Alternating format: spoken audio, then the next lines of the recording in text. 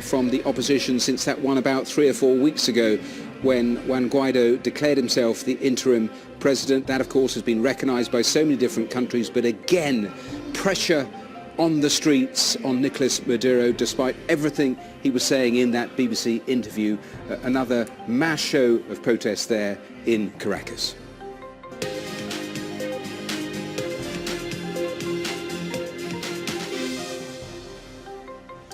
Now, 17 people have been killed in a fire at a hotel in central Delhi. The entire top floor of the 5-storey building was consumed by flame. Reports said 2 of the victims were a woman and a child who died when they fell from the building. Firefighters have rescued 35 people. Sangeeta Maiskar reports now from the scene. Engulfed in flames, the central Delhi hotel, where fire ripped through the top 2 floors, burning for several hours. Emergency services were quick to respond. Even so, over a dozen people have died and several more are injured. Eyewitnesses say that at the height of the blaze, a mother and child attempted to escape by jumping from a window. Neither survived. Several hours after the fire was put out, the clean-up operation is now underway. Yet the plight of the missing is still unknown. Those searching for relatives say they've received little help from authorities and have turned to the media. He's my little brother-in-law. He's been working here for 25 years. And since the fire, we have not been able to find him. We've looked for him in several hospitals, but we can't find him. And have any Delhi government officials been down to help the families? No, they just say they're looking for him. As investigators begin to sift through evidence, reports suggest the hotel's corridors were lined with wood panels, accelerating the spread of the fire. Officers are also focusing on whether adequate fire safety measures were in place. As far as fire safety arrangement is concerned, they have the firefighting equipments, but the question is whether they were used or not, or they were working or not. Police say it will be several days before the exact cause of what happened here is known. But fires similar to this one are becoming an increasingly common sight across India. Activists claim that the problem is a lax attitude to even the most basic fire safety regulations. And they say that's putting lives at risk every single day. Those involved in building design voice other concerns, namely that as India undergoes a construction boom, cost-saving measures are compromising safety. Architects are peripheral to the whole design process. They are generally not even involved in smaller buildings. Buildings are built by developers and by property owners. They're added over a period of time, and there is a general fall in standards. Tonight, at least 35 people are continuing to be treated for their injuries in hospital. In the meantime, Delhi authorities have announced that an independent magistrate-led inquiry is now underway. Sangeeta Maiskar, BBC News, New Delhi. Now, there's been a worldwide resurgence of measles, with many countries experiencing severe and protracted outbreaks, according to the World Health Organization. In the Philippines, as we were seeing yesterday, we've seen 70 deaths in the last month. Measles was thought to be eliminated in the US nearly 2 decades ago, but it's back. And in both places, outbreaks have been blamed on the backlash against vaccinations, the anti-vaxxers. Here's Dan Johnson. Do you know what letter this is? Yeah. What is it? Okay. Families are in fear, worried leaving home could be a risky guessing game. At. Baby Leon, 2 months old, is still too young for the measles jab. And in this part of Washington state, a quarter of parents have decided not to vaccinate their children. Yeah. Their freedom, for exemption is kind of imposing on my right to just take my kids to the grocery store. And, sometimes I just kind of forget that this is happening and we have something planned. I'm like, wait a second, we can't all go to Costco right now. That would be putting him at risk. And again, it's not worth it.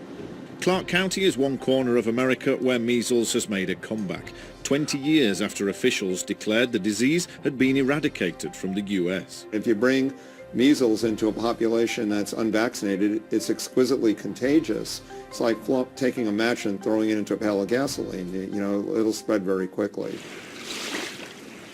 There are already cases across the river in the neighbouring state, Oregon, and this is not just about the medical challenge of containing this outbreak. There is suspicion, there is reluctance, there is even complacency over the measles vaccine, and that means there are schools here in this county where less than a third of the children are protected. We need you to say no more.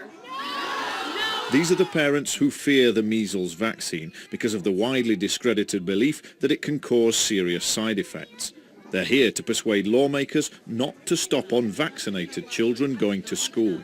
That's what we have in America, the freedom to choose what we want to do, what's the best thing for our family, and that's what's at stake right now.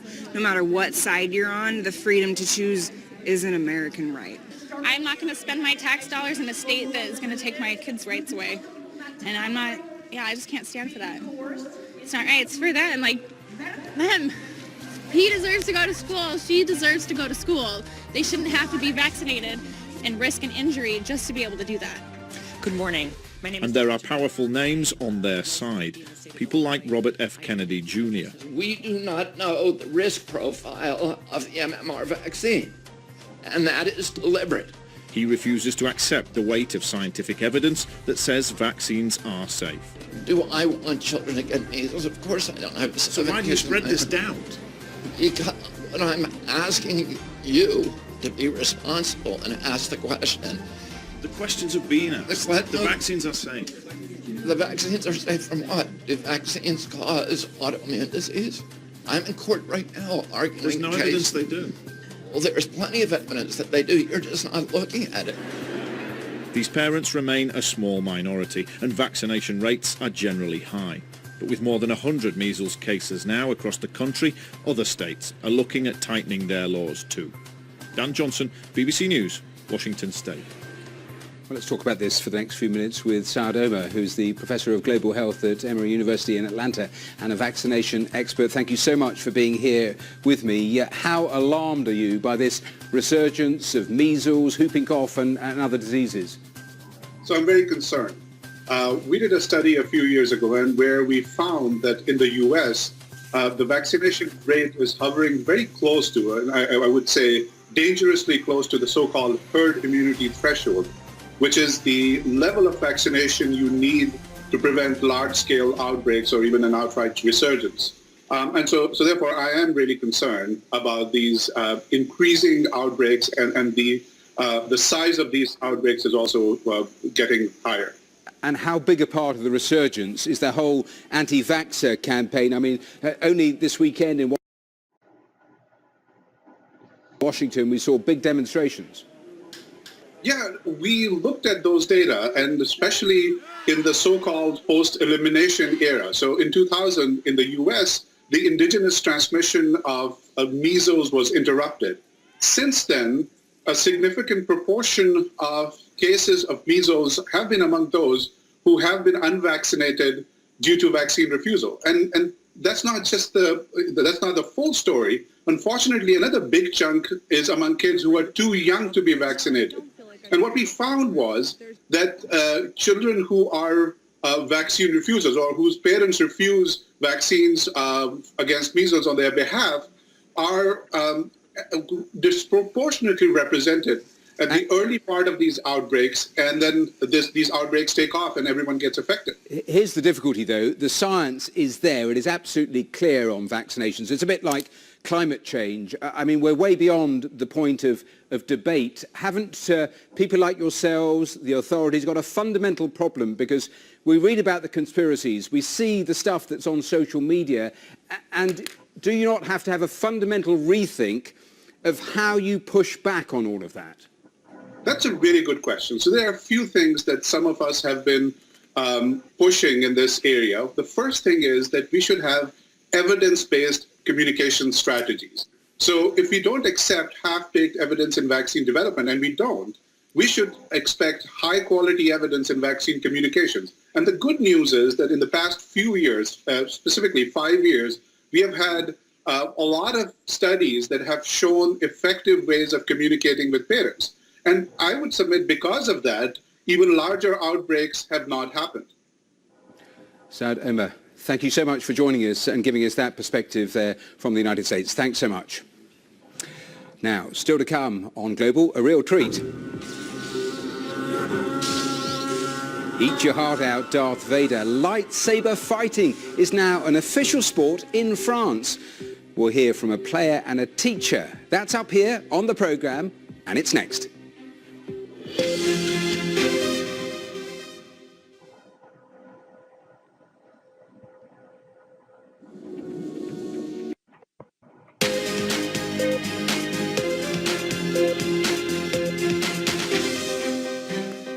Welcome back to the programme. Now, it's every school kid's fantasy, a battle with lightsabers straight out of Star Wars. Yesterday, France broke new ground recognising lightsaber fighting as an official sport. Eat your heart out, Darth Vader. Who knew about this skill outside of the playground? Just have a look at this.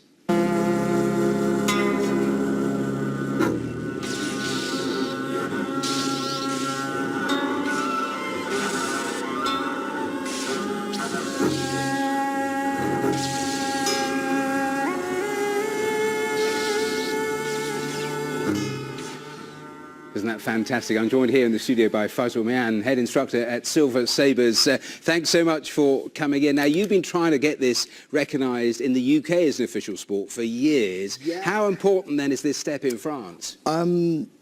It's amazing, really. At the end of the day, we can't turn away from. There are so many different groups doing this now. We've got groups in America, we've got groups in Singapore, in Australia, in France, in Italy, in the UK, and they're all doing their own little thing, and slowly we're just breaking the ice and trying to make our way through and demonstrate that it's a credible sport. You're absolutely right. I was looking at a global map and it showed all the schools around the world that do it, and I was really surprised there were so many. I mean, have you always been a Star Wars nut? Because it's interesting looking at some of the footage. I think we're going to show another clip in a moment or two, but so many people are in full regalia, completely dressed up as one of the characters. Yeah, I mean, you know, we're martial artists. We follow a tradition that goes back centuries, and this is simply the best current method for engaging students at an age young enough so that they can actually demonstrate skill by the time they hit their middle age. A sword is not, you know, a point and shoot device. It's something. It's a work of art. Tell me briefly how it actually works as a sport and the contact. I mean, is it in effect fancy fencing? I wish it was that simple, but we've had to start from scratch. The beautiful thing here is that you've already got fencing. You already have HEMA, which is historical European martial arts. You already have Filipino martial arts, which is stick fighting. So why would we take this beautiful thing and try to replicate pre-existing activity? So what we've done is we've created something new. And in order to really make this appealing, there is an emphasis on the dramatic side of it. I'm going to get you to give us a demonstration in a moment, but you teach kids all of the time in this, and here we go. I mean, it looks absolutely fantastic. Just tell me, in terms of the sport and the contact, how do you get points? How do you actually win? What's the objective here? Well, it's pretty straightforward. You start with 4 hit points, my friend. 4. If you get hit in the face, that's 3. If you get hit on the body, that's 2, and the limbs are worth 1 point each. The fight only stops when one fighter is reduced to 0 hit points. In essence, it's... What can't you do then? What can't you do? You can't stab. So this is it's for the camera here. On the cut, these are flexible, so they don't require armor, provided the practitioners have skill. But on the thrust, rest assured, you'll hear this off the floor. That will leave serious injuries. So very glad you demonstrated on yourself and not me. I can adapt. And in terms of this, what does this actually make out? You can hit as hard as you want to? You can do, but that's not really where the real skill lies. The real skill is being able to choose what you're doing and intending something and having that emerge as an action that's accurate. And that's what we're looking for, is people who have control. If we just want to swing them like baseball bats, right, then you don't need me to teach you how to do it. You've been training one of our producers, Katie, a little earlier today. I'm going to get you to go over to that sort of demonstration area and let her really go for you, and you can actually just take me through some of the basic moves. Just describe as she's doing that what you've actually taught her. All right, Katie, let's see your posture. Get those feet straight for me. I'm ready. Head up. And show me a parry. And cut. Parry the other side. And cut. And how long does it take to get to the speed that we see some of those people that are doing on the video? It depends. If we're dealing with schools where there might be special educational needs or particularly young children, it might take a few years. Katie, I'm putting him off, so you've got to finish him. I don't think you are. You put... we didn't do this in the beginner's class before. Oh, yeah. This is... Faisal, we have run out of time, but thank you so much for your time and that demonstration. I'm back.